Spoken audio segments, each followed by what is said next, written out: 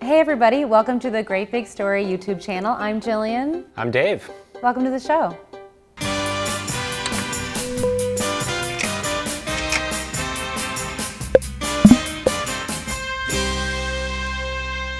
Here at Great Big Story, we love food. So this entire weekend, we have some of our favorite food stories. We're gonna start in England and we're gonna meet a guy who grows really, really big veggies. Really big. Check it out. Good day. We can grow giant marrows 4 foot in a month, 45 inches. These marrows would taste exactly the same as a normal marrow. Nice and tender and lush. Some of them look a bit tough, but once you cut into them, they cut like butter. My name is Philip Fowles. I live in Culinary, Wales, and I grow giant vegetables. I've been growing giant vegetables now for the last 30 years. I come from a very large family. My mother had 17 children, 13 of us survived. And I think, that was something, big vegetables feed big families. I'm up here every morning, every night, every single day of the week. There's a lot of love and care goes into it. Sometimes I do a bit of talking to them as well, to encourage them to grow, which is a bit of fun. I think he's just about finished growing there now. I got to be very careful. The wife is not about when I start talking to my vegetables, but it's all good fun. I broke the world record for the heaviest cucumber, 25 years ago. It weighed 18.5 pounds, and it was just incredible the way it grew. When I started, if we had a marrow, 20, 30 pound in weight, you had a big marrow. Now we're up over 100 pound in weight. A normal cabbage would be 2 pound in weight, while we are growing them 120 pound. You can feed 120, 130, 140 people off one cabbage. This is why I supply the local pub, and they use them up for Sunday lunch. I've developed my own strain more or less now. I select my own seed every year, the biggest and the best seed, and it just seems to be improving, which is incredible. I grow organically. I think if I can do it, anybody can do it, and it's a big thrill every day. The wife say, what am I doing up the allotment every day? And when she comes up, she realizes.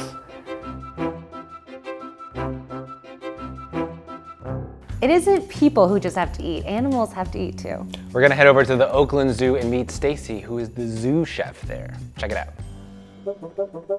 I cook for warthogs, emu, lions, tigers, hyenas, spoonbill, sun bear, flamingo, and giraffe. They can be very picky. Every morning, I'm preparing around 350 pounds of food. My name is Stacy Kyles, and I prepare the food for the animals at the Oakland Zoo. I'm also known as the zoo chef. My day starts off very early before the sun even comes up. I've got to get the food for the animals or we have nothing to prepare.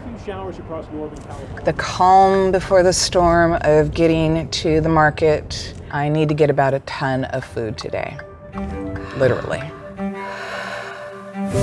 The produce market's kind of hectic. You've got a lot of forklifts running back and forth. You've got trucks everywhere. There's a lot to choose from. I have to stay organized or this can get very overwhelming. I've got a huge market that I've got to go through. I've got to pick out the right produce. So I have a limited amount of time at the market because I have to get back here to prepare the diets. I open the door to the kitchen and then I know my day has truly begun.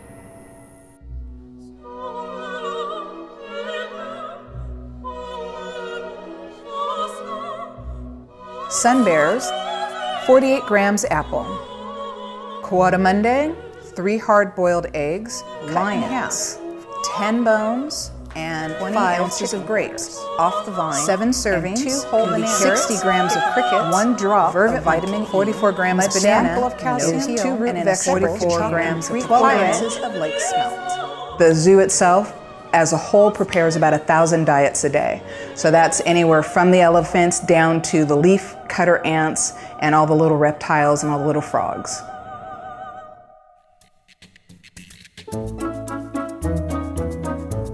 It's important that we get the diets right because the animals can't send the food back. They can't tell us, oh, I don't like this. We don't take days off. Everything still has to happen. The food gets prepared exactly the same way every single day. I tried telling them it was Christmas once, they didn't pay attention.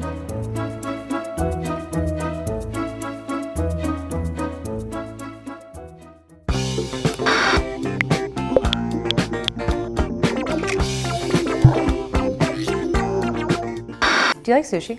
I do. Have you ever had Grasshopper Sushi? Can't say that I have. Well, there is a chef, and he's making sushi just like that, and he's making it really sustainable. Let's check it out.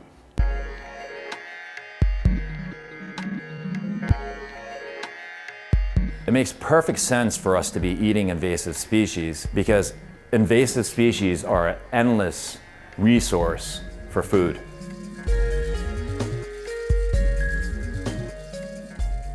My name is Bun Lai. I'm the chef at Mia's Sushi in New Haven. 33 years ago, my mother started Mia's, reimagining sushi as something that is restorative of the environment.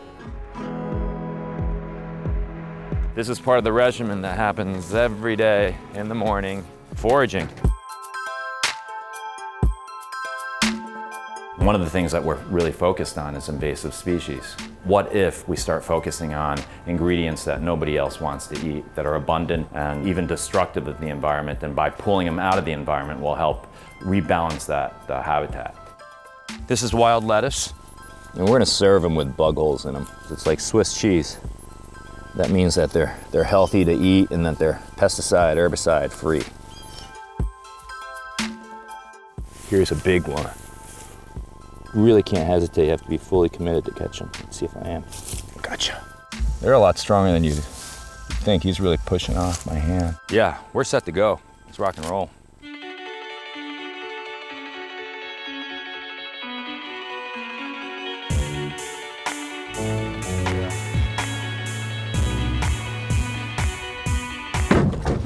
Great. These snails from Europe, they're called European snails, came over, stuck on ships. I feel like you're like a big kid just crawling around looking under rocks. When I'm collecting, it's always incredibly exciting. It's very thrilling for me. Whoa, all right. But when I'm trying to figure out new ways of working with an ingredient that I've never worked with before, or an ingredient that actually grosses me out, I like the fact that I'm forcing myself to confront my own prejudices. Today, we went foraging for dandelion, amaranth, wild lettuce, mugwort, butterbur, grasshopper, invasive European snails, a whole bunch of Asian shore crabs, and wakame seaweed and gracilaria seaweed. Are you gonna be mad if we show the whole world that you can make gourmet sushi just using stuff in your backyard? That's what we want the whole world to do, or consider doing, or think about doing. And not only that, this isn't an original idea. People have been doing this for tens of thousands, hundreds of thousands of years, way before Mia's. And it's delicious. And it's absolutely delicious and nutritious, yeah. And great for the environment.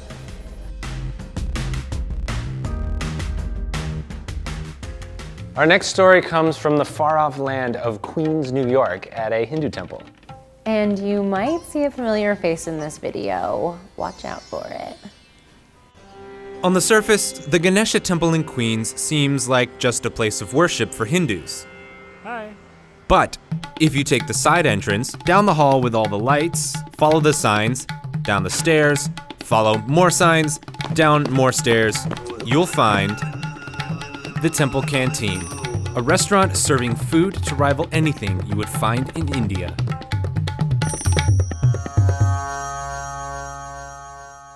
This is Dr. Uma Mysoricar. Namaste. I am the president of the Hindu Temple Society of North America in Flushing, New York.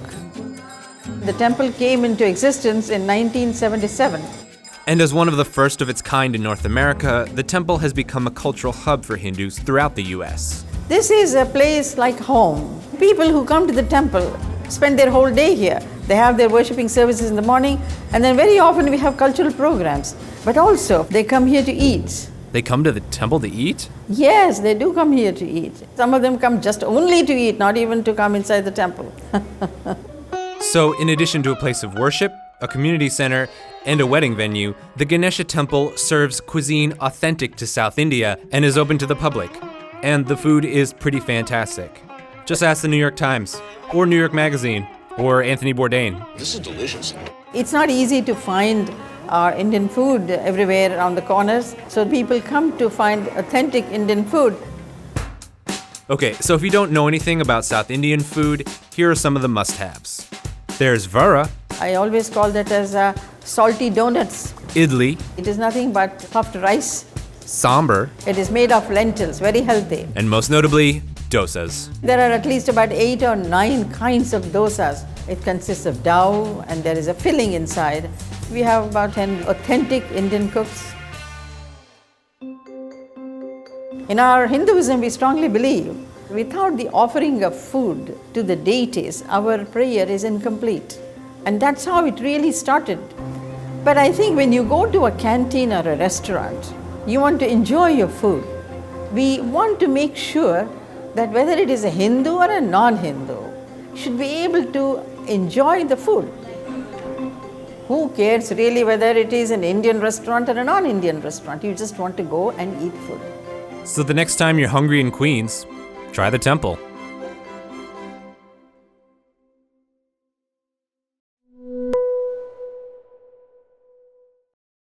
Thanks everybody for joining us and watching these 4 great big stories. Click the horse to subscribe and leave a comment below. See you next time. Bye guys. Cheers. Cheers.